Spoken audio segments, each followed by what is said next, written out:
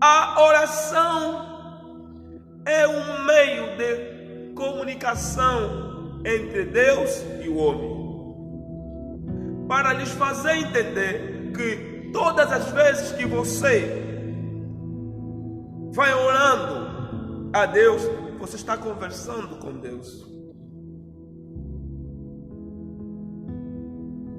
E nesta conversação que você vai ter com Deus, vai lhe possibilitar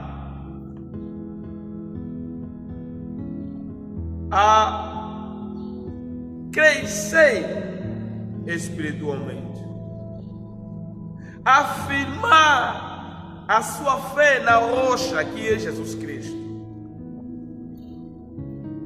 Porque quanto mais nós oramos,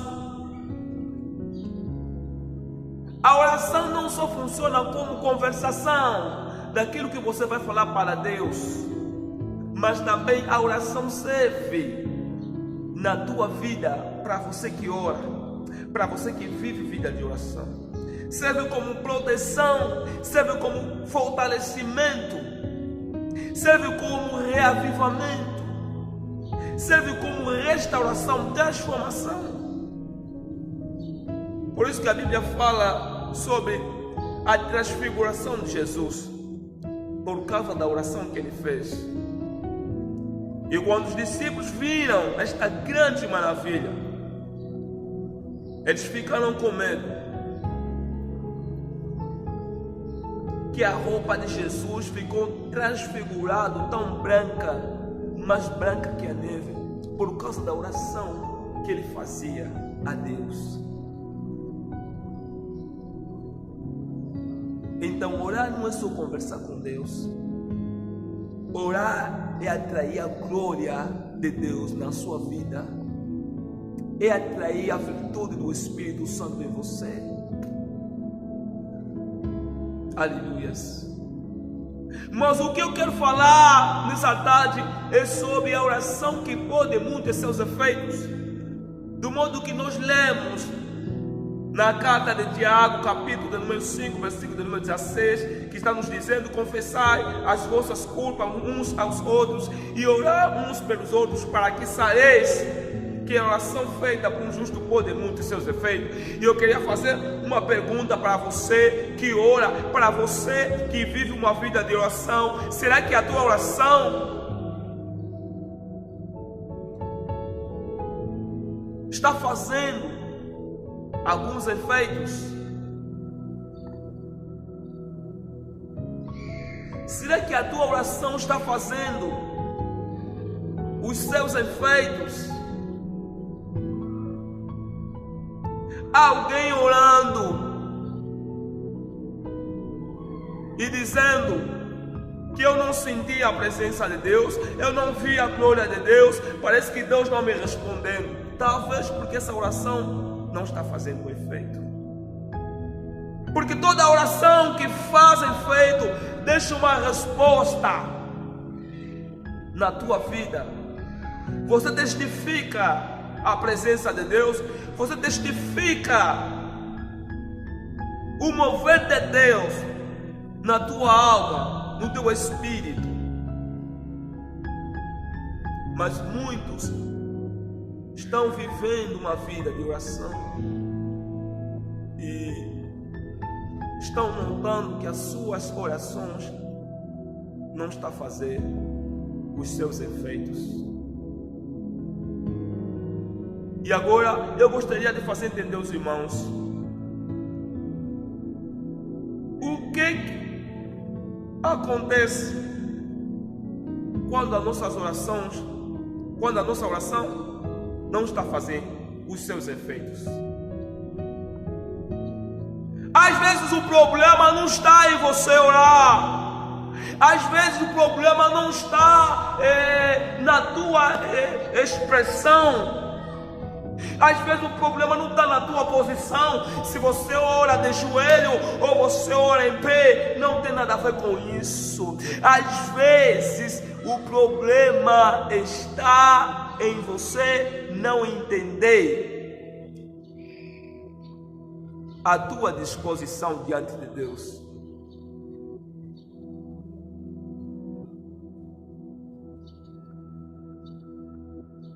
Às vezes você precisa examinar a sua vida. O que você tem feito para Deus? O que você tem feito para as pessoas? Será que aquilo que você tem feito para Deus é de acordo à vontade dele? Será que aquilo que você tem feito para as pessoas tem agradado, tem edificado? Porque tem gente magoando o coração dos outros, fazendo mal aos outros, mentindo, roubando, desejando mal sobre a vida dos outros, e depois vem para poder orar a Deus. Deus ouve, mas nunca responda essa oração, e essa oração feita nunca terá os seus efeitos, porque uma oração em vão. E esse texto está nos dizer, está nos ensinar o primeiro passo de nos posicionarmos diante de Deus antes de orarmos, para que a nossa oração comece a fazer os seus efeitos. Ele começa a dizer: confessai. Confessai. Quando esse texto começa a falar de confessar, estava a falar de confissão. Falando de confissão, existem dois tipos de confissão. Temos a confissão de fé, assim como Jesus tinha como seguidores seus discípulos, e os seus discípulos ainda se questionavam em seguindo Jesus, para saber quem realmente era Jesus, se era mesmo o Filho de Deus ou um profeta. Mas Jesus parou. Essa história nós podemos encontrar em Mateus capítulo 16, versículo 16. Jesus parou e perguntou aos discípulos: o que vocês acham que eu sou? O que vocês pensam que eu sou? Mas a Bíblia fala que Pedro abriu a boca e confessou, dizendo: tu és o Cristo, o Filho do Deus vivo. E Jesus disse: olha, o que te revelou não é a carne, é o Espírito. Então ele fez uma confissão de fé. Mas a confissão que nós estamos a falar aqui é confissão de pecado. A confissão é uma declaração. A confissão de pecado é uma declaração das próprias culpas, dos próprios erros e ofensas.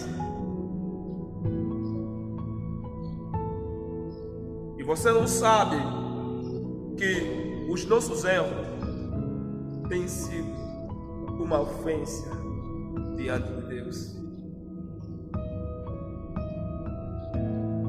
Tudo aquilo que nós fizemos que não agrada a Deus torna-se ofensa diante de Deus. Aleluias. Então, nós precisamos confessar as nossas culpas.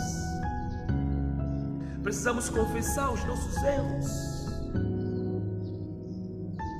Não basta vir na presença de Deus e dizer: não, Pai, me dá unção, me dá poder para falar em línguas, para pregar, para curar, enquanto que você estiver no pecado. Deus, sendo santo, não tem pacto com pecado. Precisamos confessar as nossas culpas. O primeiro passo que nós precisamos fazer para que a nossa oração comece a fazer os seus efeitos na vida das pessoas com quem nós oramos, é necessário marcarmos o passo da confissão da nossa culpa, porque quando nós confessamos as nossas culpas, Deus nos justifica. Quando Deus nos justifica, nos torna justo. E Deus, sendo justo, é justificador de todos aqueles que praticam justiça. Para o milagre de Deus se revelar na tua vida,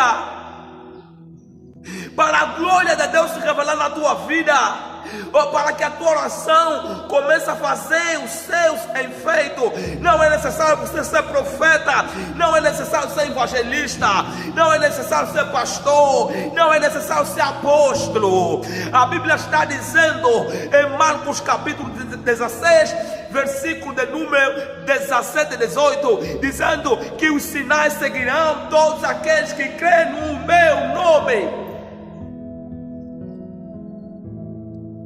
Os sinais que acompanham em função do nome de Jesus, o nome que você acreditou, o nome que você aceitou como teu Senhor e Salvador, é que faz com que todo sinal te segue. Então, nós precisamos confessar as nossas culpas. Esse é o primeiro passo de fazermos com que a nossa oração comece a fazer os seus efeitos. Confessamos as nossas culpas. E quando nós confessamos as nossas culpas, a deixa dizer que oramos pelos outros. O momento que você deve orar pelos outros é quando você já fez a confissão das tuas culpas.